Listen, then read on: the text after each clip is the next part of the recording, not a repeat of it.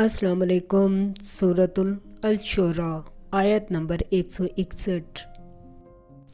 اعوذ باللہ من الشیطان الرجیم، بسم اللہ الرحمن الرحیم۔ اس میں ہم حضرت لوط علیہ السلام کے بارے میں بتائیں گے۔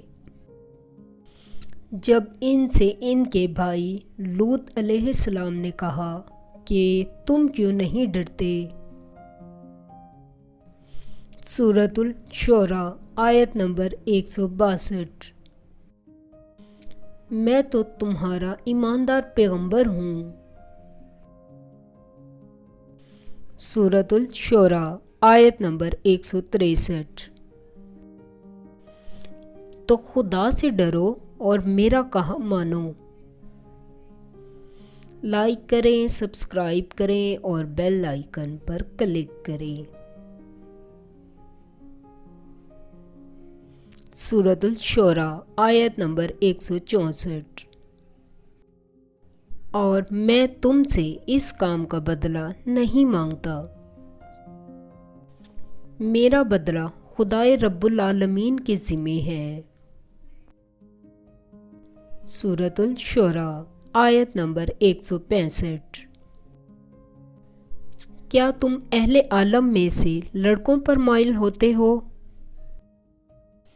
سورۃ الشعراء آیت نمبر 166۔ اور تمہارے پروردگار نے جو تمہارے لیے تمہاری بیویاں پیدا کی ہیں ان کو چھوڑ دیتے ہو۔ سورۃ الشعراء آیت نمبر 167۔ وہ کہنے لگے کہ لوط علیہ السلام اگر تم باز نہ آؤ گے تو شہر بدر کر دیے جاؤ گے۔ سورۃ الشعراء آیت نمبر 168۔ لوط علیہ السلام نے کہا میں تمہارے کام کا سخت بیزار ہوں۔ سورۃ الشعراء آیت نمبر 169۔ اے میرے پروردگار مجھ کو اور میرے گھر والوں کو ان کاموں کے وبال سے نجات دے۔ سورۃ الشعراء آیت نمبر 170۔ سو ہم نے ان کو اور ان کے سب گھر والوں کو نجات دی۔ سورۃ الشعراء آیت نمبر 171۔